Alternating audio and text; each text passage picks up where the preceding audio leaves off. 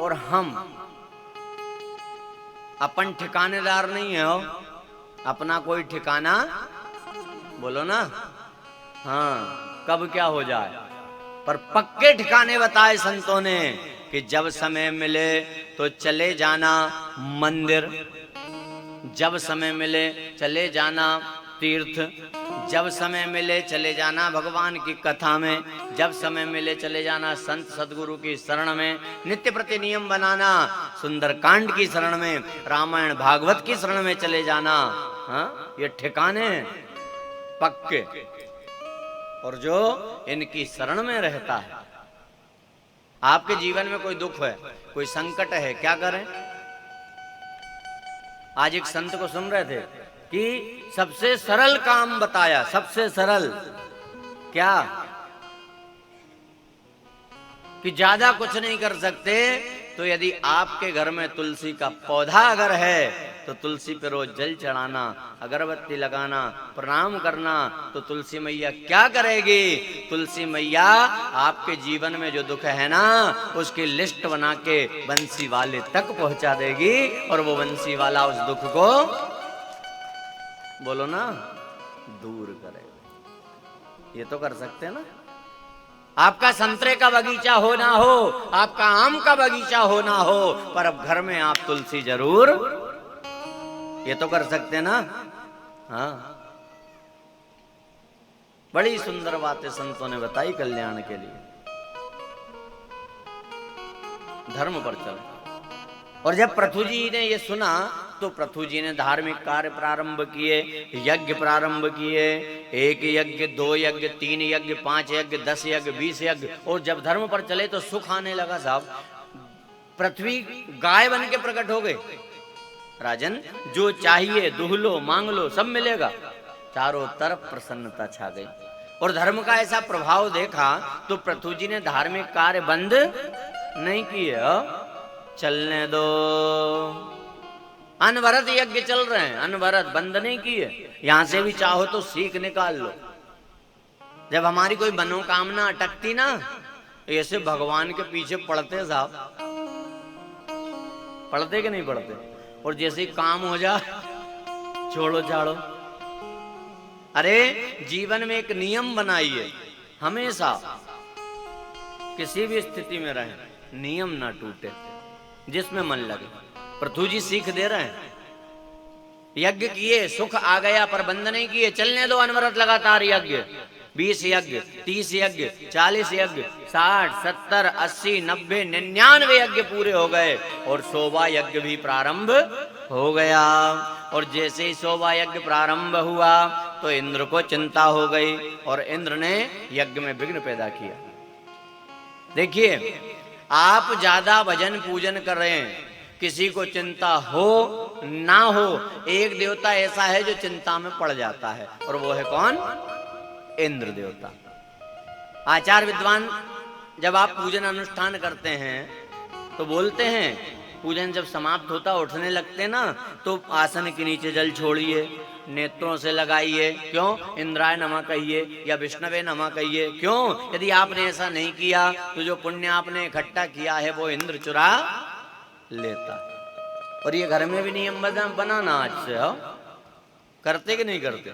घर में माला, पूजन पाठ, हवन, यज्ञ जो भी आप करो ना, जब उठने लगो तो आसन के नीचे जल छोड़ें, उस जल को नेत्रों से लगाएं, ओम विष्णवे नमः कहें।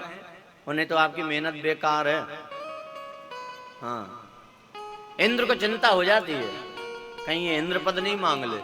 वहां भी चिंता हुई, शोभा यज्ञ है, तो इंद्र ने विघ्न पैदा किया। क्या? यज्ञ के घोड़े को चुराया। पृथु जी के पुत्रों ने पीछा किया, इंद्र घोड़े को छोड़कर भागे। पाखंड वेश, कपट वेश में इंद्र आए थे। घोड़े को लाकर बांध दिया पृथु जी के पुत्र विजिताश्व ने। फिर से इंद्र आए, फिर घोड़े को चुरा कर भागे। अब की बार पृथु जी को क्रोध आया साहब, आखिर ये है कौन जो यज्ञ में विघ्न पैदा कर रहा है, मार दूंगा। हाँ, तो यहां 2 बातें संतों ने बताई हैं। एक कि पृथु जी के पुत्रों ने पीछा किया, लाकर बांध दिया घोड़े को भी और इंद्र को भी। और दूसरा भाव क्या है दूसरा भाव है कि जो ब्राह्मण यज्ञ करवा रहे थे, पृथु जी यजमान है, तो पृथु जी को क्रोध आ रहा है, तो ब्राह्मणों ने कहा महाराज आप यजमान हैं और यजमान को कभी भी क्रोध नहीं करना चाहिए। हाँ, मैं क्या करूं, इंद्र विघ्न कर रहा है। तो ब्राह्मणों ने कहा आप चिंता तो मत करो, हमसे तो कहो। पृथु जी ने कहा ब्राह्मण हो तुम क्या करोगे? ब्राह्मण कह रहे ऐसा वैसा मत समझना हो। क्यों? अरे ब्राह्मण क्या है, समझा रहे ब्राह्मण पृथु जी को। एक बात बताइए राजन, ये सारा संसार किसके अधीन है? देवाधीनम जगत सर्वम, ये सारा संसार देवताओं के अधीन है। अच्छा, वो देवता किसके अधीन है? मंत्राधीनाश्च देवता, वो देवता मंत्रों के अधीन है। और ते मंत्रा ब्राह्मणाधीना तस्मात् ब्राह्मण देवतम, वो मंत्र ब्राह्मणों के अधीन है, इसलिए ब्राह्मणों को पृथ्वी का देवता कहा है। हाँ, ब्राह्मण साधारण नहीं है, पृथ्वी का प्रत्यक्ष देव है। तुलसीदास जी ने भी प्रणाम किया, बंदऊ प्रथम महीसुर चरना। मही यानी पृथ्वी, सूर्य यानी देवता, पृथ्वी के प्रत्यक्ष देव हैं ब्राह्मण। ब्राह्मणों ने इंद्र का आवाहन किया, इंद्र भागे तो कहीं और, पर खिंचे चले आए और पकड़कर बांध दिया। मारना चाहते हैं पृथु जी, इतने में ब्रह्मा जी प्रकट हो गए, भगवान प्रकट हो गए। रुको रुको रुको रुको, क्या बात है?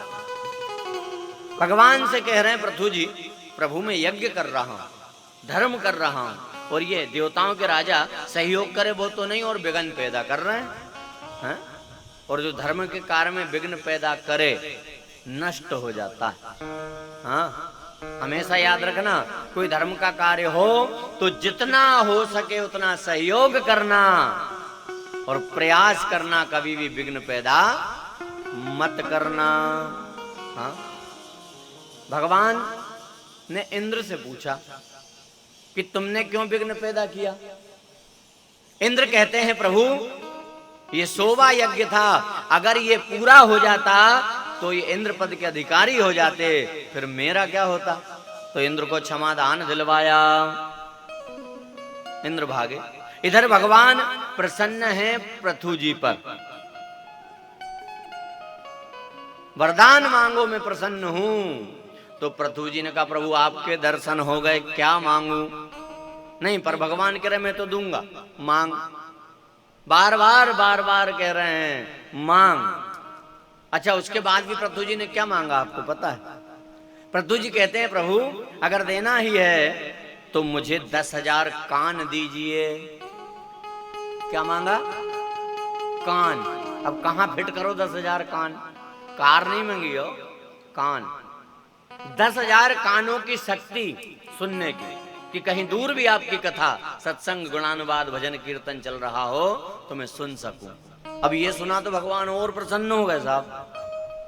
हाँ, उसके बाद भगवान ने स्वयं अंतर ध्यान नाम की विद्या पृथु जी को दी, और उसके बाद भी भगवान कह रहे मांग मांग मांग। हाँ,